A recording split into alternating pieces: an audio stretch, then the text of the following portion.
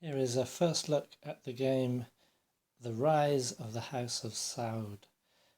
There's some Arabic writing there. Move up here, we see the rather serious face of the founder of the Rise of the House of Saud, as it then founded the nation Saud. Excuse me if I make terrible political mistakes, but you know what I mean. It's from the Wargamer magazine number 46 from back in October 1985. The first thing I'd like to say is look at the counters. Really nice colourful counters. You've got the two main factions represented, the blues and the reds. That's I believe the blues are the Sauds from the House of Saud, and the reds are from the main opposing faction at that time, the Hussein family. I don't know if that was the Hussein from whom Saddam Hussein is descended. But this is the region we're looking at. So it's after the First World War, and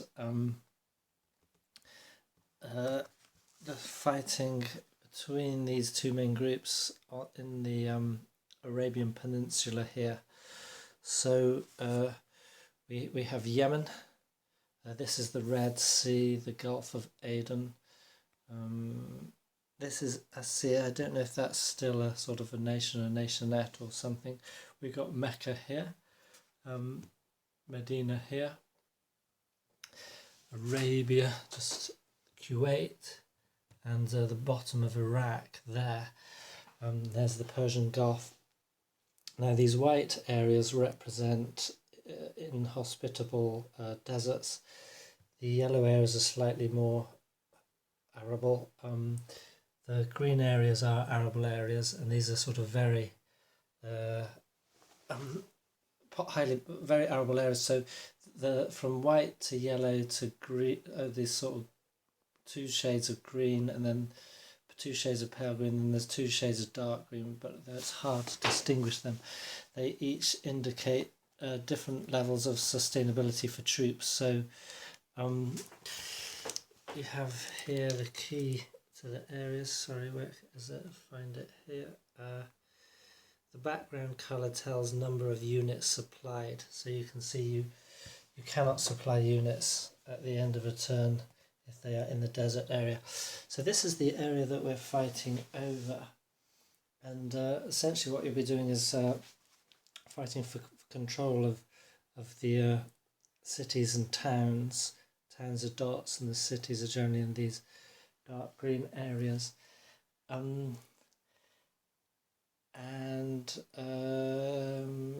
more can I say? This is just a quick first look. The map, interestingly enough, is by Kevin Zucker, who most of us know from OSG and his Napoleonic line of games. You can see it's quite a kind of like an amateur effort, but I think with those colourful counters, it's very clear and it does the job very well. The only thing I had to do was, you see these orange lines, they delineate, cut out there, they delineate national boundaries, and they were just sort of semi-dotted lines drawn like this. It was very hard to tell them apart, very faint. So I just colorized those myself. You've got activation table here. Sorry about the shadow.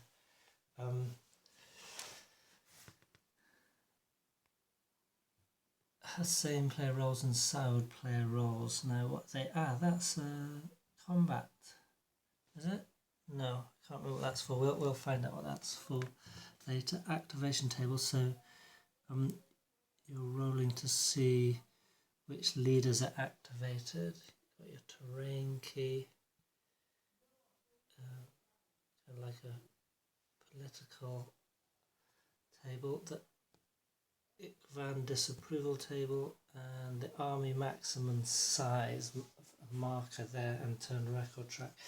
The Ikvan were these extreme Wahhabist followers, and they were historically enlisted by the Saud side, but they sometimes sort of took things in their own hand and had a penchant for sacking cities and killing people who weren't part of their sect.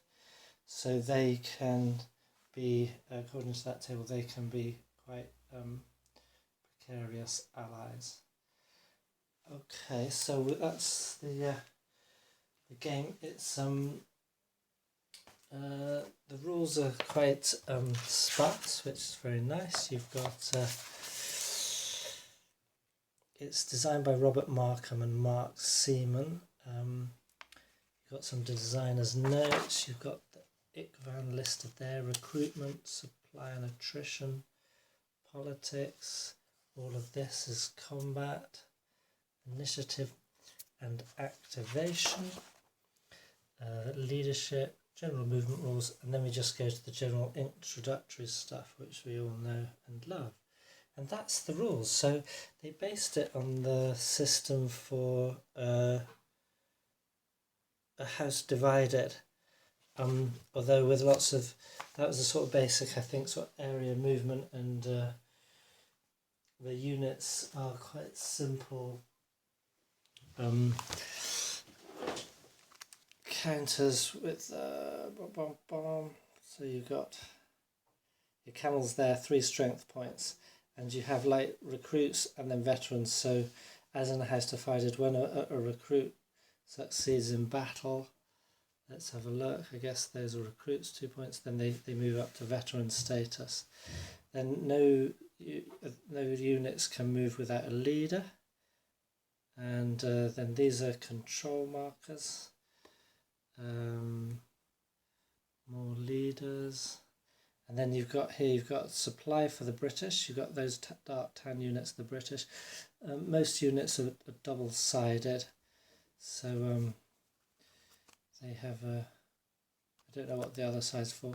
Then you've got some other smaller factions who might be able to bring in as allies, including some armoured cars there. And that's about it. So that's just a quick look, then I'll get into the gameplay later. We'll have a closer look at the counters here. You've got, as stated before, the Saud faction, the Hussein faction, then these are pale purple independents, these are the ICVAN, and these are the British. You can see that the ICVAN are fierce warriors. They have strengths of 4, which are stronger than any of the others. But the British do have those armoured cars and machine gun units, and they're able to supply units, so even in desert areas. Now let's have a bit more of a closer look here at the leader units from all the factions. So a game like this I find great as a kind of, especially solitaire, as like a meditation upon the situation it's representing. So this is interesting as a background to the politics of this area today, and it's one thing to read a little bit about how it happens. It's another thing to play a game which you actually immerse yourself into. I find I remember at least essences of what's going on a lot more in that way than if I read a book. You do of course get in the magazine you get descriptive articles. So we've got something about the ICVAN here, we've got the rise of the House of Saud, so the actual history as it is known, and that's great with these magazine games. It's like having extensive historical notes in a boxed game, and that's that. And so you get the article introduces you to the situation maybe a bit more than you already knew, or maybe some interesting details that you hadn't known before, and then the game gets you into a kind of meditation upon it. So let's see if we can go even closer up to get more of a look at the characters. So we have here Faisal, who's the trying to get a view without the shadow. Faisal, he's the overall leader of the ICVAN. He's got Sultan and Khalid as some of his leaders. Then we have Hussein there over on the left, who's the elderly leader of the Hussein faction. We've got Faisal, Abdullah, Saud bin Rashid and Ali. That's interesting. So there's a Saud on the Faiz on the Hussein side. Their leaders, you can see if they've got stars that they have a combat bonus, which is like adding 1 strength point. All the Ikvan leaders get that. Then in the Saud side we have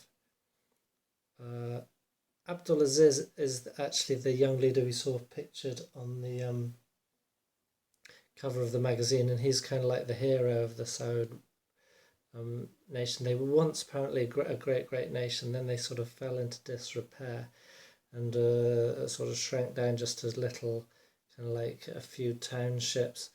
And then Hussein essentially was in charge of the area, it was under Ottoman rule, and he was trying to extricate himself from that rule. And I won't go into any more of it because I don't want to get it wrong with the little sort of the bits that I remember from the article. But essentially then, through a bit of mismanagement and a bit of heroics from Abdulaziz, the Saud families came back again and started their new rise to power. So you have there Saud, Mohammed, Abdulaziz, and another Faisal. And then here with the independents, you had Muhammad Idrisi, Muhammad ibn Jafar, and Imyaya. So it's really nice, you can see, because they're obviously taken from actual photos of the actual fellows that we're talking about. And I'm really looking forward to trying this game out. It's going to be quite a simple game. It might not be sort of humongously satisfying as a game, but it's certainly, I think, going to give us an idea of the sort of the political fighting between these factions. We've got extra counts. We have a maximum army size for those 3 main factions, political points, and the game turn marker. So you see we have some political point something going on. But I'll get to that through perhaps a brief rundown of the rules. Gosh, I forget, I was saying it at the end of a turn. So, the Hussein forces want to take the original Saud for possessions, and the Saud guys want to take the Hussein possessions as well. If you don't win an automatic victory at the end of the game, it's the person with the greatest maximum army size, and your army size or potential army size will increase according to the number and type of possessions you have. Because if you have a town in a place that can only support 2 units at the end of the turn, it's worth 2 points for your maximum size. Mecca's worth 5 points to your maximum army size, and also can support 5 units in it at the end of the turn. So it goes like that. So really what you're having is essentially you want the Saud to take over this area and the Hussein to take over this area. And one of these was Husseini at the start of the game, and the Saud have managed to take it. Their strategy is to move around this way, take here, and then move up the road towards Mecca if possible, like that. They have Ikvan allies who they're kind of like a bit sort of wild cards. They will just be tasked to kind of create harassing raids and so forth. They need if they don't sack cities on a rate determined by the turn. So by the 4th turn they had to have was it sacked or at least conquered 2 cities, by the 7th turn 3, by the 9th 4, and the 11th 5. If they don't do that by their turn, they start getting disapproving. They can defect or just decide pick one city, and they will just work to sack that until they've completed it. So the Saud actually sends his Ikvan allies over here in the kind of like the opposite direction, just like take that city, satisfy yourselves, and then maybe I can use you again later. Maybe if we move up a bit, so look at this force here. So it's the beginning of the game turn, so I had attrition from the end of last turn, and then we got recruits. So there's a lot of units in this area. Now, this one that's turned upside down, that means he's in reserve. That means anyone else activating, you can intercept their activation. So that's another way how your units can move if they are held in reserve, such as this one, and this one. And then so these ones will be looking to sort of move out, but essentially they're defending themselves against the strong Saudi probe. Saud, as it is at the moment, Saud probe this from here. We've got no allies, no neutrals have changed alliance yet, and I don't know what else to say. Yeah, the Husseins have not managed to gain any extra places, so Hussein has sent Faisal, one of his leaders, off this way to take some so he's sent him off over here at these territories that are just on their own at the moment. They don't belong to either faction. This is just an independent leader on his own, so he's got no forces, but if he comes over to your side, then I believe he can gain some recruits at a later point. Okay, so that's the game so far, and I'll come back and give you an update on how it's going later. Bye for now. Okay, I thought I'd just record a bit of a turn, just to give an idea of how it plays. And just to note, you've got some round dots on the map that are actually reflections. They're nothing to do with the game. So the first thing you do is you work out initiative and activation. So but at the moment, the Saud, because they have sort of more possessions and allies, well, not more possessions, important possessions, and the Saud have no allies to sort of equal that. They get 8 activations, Saud gets 7.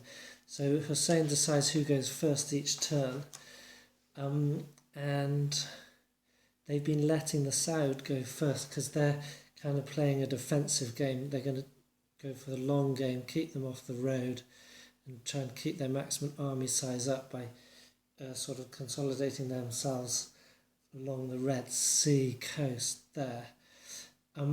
So they could perhaps do they want to attack these fellows. I don't know. Okay, the Saud's going to go first because they might get a chance to. I mean, the Hussein's going to go first. They might get a chance to put someone into reserve. But even it doesn't really matter who goes first because it's random who gets picked. But you might make that decision. I'm only going to move one guy and surprise the other fellow. So the Husseins are a bit hampered in that each of their leaders can pull along 3 units at most, whereas the Saud have Abdulaziz who can pull along 5 units at one go, which is quite a hefty force, as you can imagine. So the Husseins want to sort of be defensive against Abdul and attack elsewhere. So we've got reserve forces. Now we're going to let Hussein's going to let the Saud go first. So they spend an activation, and they're not just going to move one fellow at the. Don't think no, because they want to move Muhammad over if possible. Okay, so we've got now you read it as 45. So 45 means Faisal Dawisk goes, and he's Ikvan. Now we've actually had a Ikvan leader die on us. So who was that? That was Khalid. Okay, so Faisal. Maybe here, yes. So he can be activated, or he can wait with his interception. Now he's going to move because we're trying to move our base of operations over here. So 1, 2, 3, 4. We don't want to stay in the desert. 1, 2, 3, 4.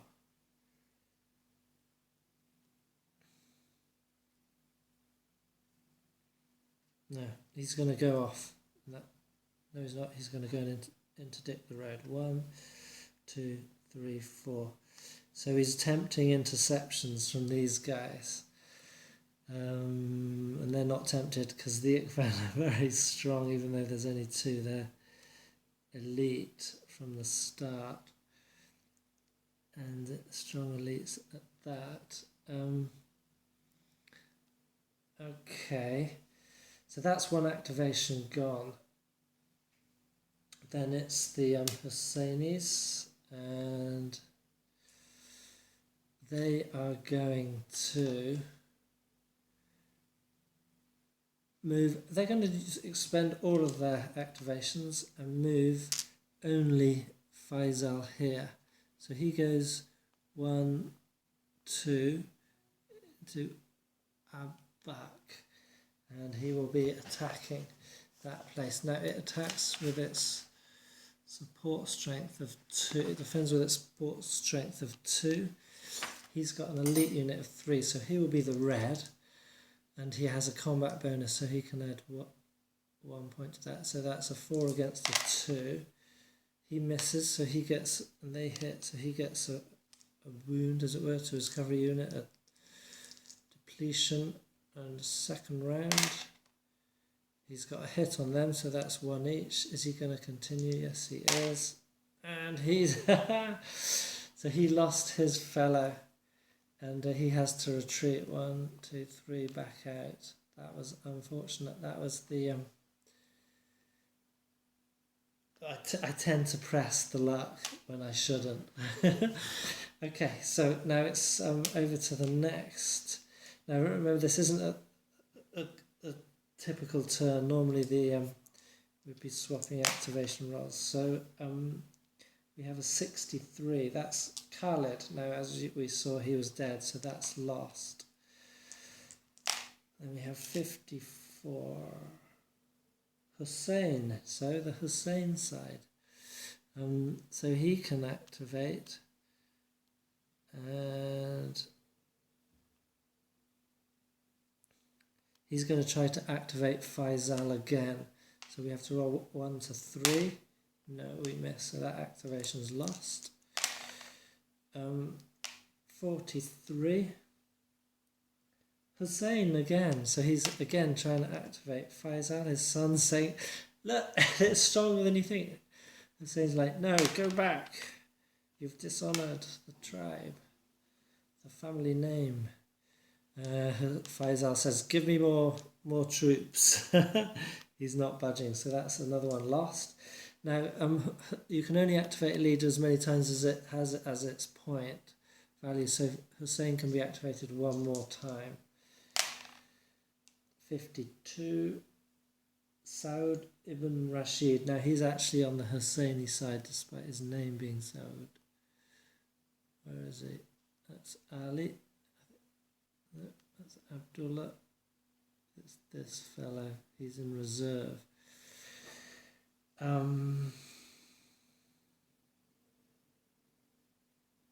He's going to stay that way. 65. Mohammed. Saud.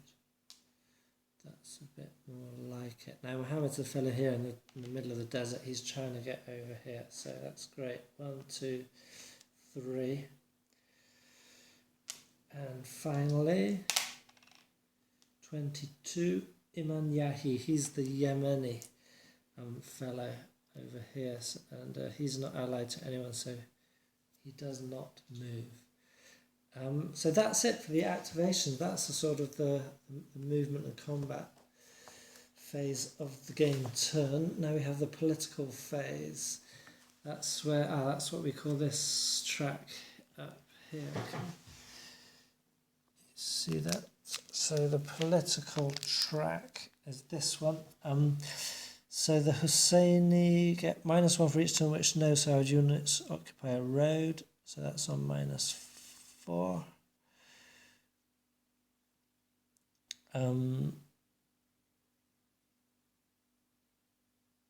Okay, they get points when the Ikhvan destroy places. Now it's the Saud get nothing, so we're on -4, so we roll 1 die. And on a 3, nothing happened. On a 4 or 5, there'll be some event. The British might offer some equipment. On a 5, the emissary could have found an ally for the Husseinis, but no. So then we go to the supply and attrition phase. So we have a look then at this area, and the background colour tells a number of units supplied. So essentially what that means is, let's go back here. We're going to get a lot of depletions, and then we will go back to, we will get recruits after that. So here, this place only supplies 3, and there's 4 units there, so one of those goes. Oh no, that's right, you have to, no, there's 5. So you have to roll for the 2 extra ones. If they roll under their strength, they find some forage. No, they didn't, so they have gone. These areas support 1. The white desert areas support none. So this area supports 2. So 2 of those will have to roll. No, 3 of those will have to roll. Okay, 2. Wow, they found forage, so they're all right. This one of those is going to have to roll. No, it's gone. Yeah, he's all right. And over here, these ones are all right. They're okay. I believe that neutrals are all fine. These are okay. This supports 3. So we're okay there. So now we go to the recruitment phase, where you check the army maximum size against the number of combat units on the board for each faction. Now the army maximum size, as I said, is adjusted depending on territories you've grabbed, so no territory control changed that turn, so the army maximum size stays what it is. For the Husseinis it's 22, so now they've got 1, 2, 3, 4, 5, 6, 7, 8, 9, 10, 11 units on the board. Then you roll 1d6 and you add to that, so they can add 2 units. So they lost 1 in, was it? They lost 1 in, was it 3 in attrition that turn? Now they gain 1.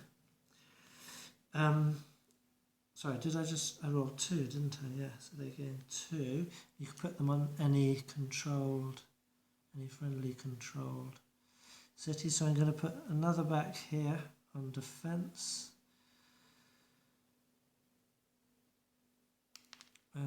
What the hell, I'm going to put both of them back there. They know that's under threat. So I guess they're hoping that threat will divert over to here, and then there will be a pincer movement kind of thing. Okay, so now we do that for the so it's 13, so there are 1, 2, 3, 4, 5, 6, 7, 8, 9, 10, 11 units. They can add 3, but they can only go up to 13, so they just get 2 more units. And then there is a finite, the counter mix is a complete restriction, and without having many promotions, if there's a successful battle, you can promote 1 unit. So the Saud are running out of counters. So that there's a maximum there. Although the potential maximum could be a lot higher, so you could still potentially have 59, but not actually able to field all of that. I suppose that shows your support base rather than your actual operational capability. And now we check the Ikhvans there. They've got 1, 2, 3, 4, 5, 6. One of those has to roll because he's in one area. They foraged, so they're good at foraging. And they can have maximum of 8. So they gain 2 more. That's their counter mix maximum. So you see we're putting 2 there. That's more than the region can sustain. That's, oh no, it has to go on town or city. Ikvan controlled. So I will put them, they're short of a leader, that's the problem. They've got more forces than they can possibly use. It's tricky. Okay, that's it, and that's the end of a turn. So now we move to turn 6. Didn't need to roll for Ikvan disapproval this turn, didn't need to check for it. That's it. Some comments at this point in the game. You can see from the gameplay that you've got 15 turns. Potentially you could take it that you only move 1 leader with his stack each turn, so you might only move 15 times in the whole game. And apart from the Ikvan, everyone moves 3 spaces. It's 1, 2, 3, 4, 5, 6, 7, 8, 9 spaces to Mecca from the Saud starting position, so that would take 3 turns minimum. And you can see that's a long trek because you're going to be stuck in a desert at the end of 2 of those turns. A lot of your forces are going to melt away on the way. Then you'll have to capture a city here. You have to capture a city here before really you can build up and attack Mecca. So what this game's teaching me is that in operations of this nature you had to have kind of like a single simple goal, and within the time given, that there's because of the way your forces are unable to hold themselves in the field, you have to sort of hop 2 bases, and a bit like this sort of Pacific Island hopping in a way. If you treat this as the sea, you've got to get there, then you can build up forces there, and then you can hop to there. So I think, as I say, the Saud player, you have to decide: am I going to go for Mecca or Medina, and on that, as a side effect, be interdicting the road. Is that how I will get my points, and then possibly try for automatic victory, which the best roll is a 5 or a 6. So it's not a guarantee at the end of each turn or the beginning of each turn. So am I going to try for victory like that, or am I going to just spread myself out, try to get the maximum army size, in which case, as the Saud player, you would go this direction and you would start taking territories here, because there's 1, 2, 3, 4, 5, 6 right next to you. There's 2 more over there, which undefended, you just have to attack the city itself. It's got no sort of extra troops. And increase your army maximum size that way. However, if you play that game, then obviously the Hussein player is going to be spreading out this way. So you'd have to do the maths and see who's going. If we don't attack each other and we just go like that, who's going to be the winner?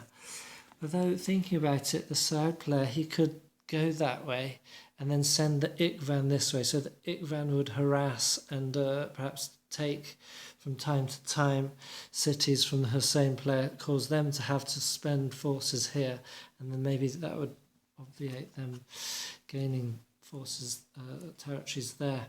The key then is this cluster: 1, 2, 3, 4 towns here. So in my game they are key, because that's where the Sauds have moved to, with the objective of coming to interdict the road. I can see now they're not going to have time to get to Mecca, because of the way the activation works. Unless, say, next turn they can take this place here. This is Tauk from Hale. They got a point for Hale, but they don't get points. Yes, they do. Tabuk, sorry. So they would get a point for taking Tabuk, and they would get points for the road, so they could start inching out, at least threatening Medina, if not Mecca. Anyway, that's their plan for this game.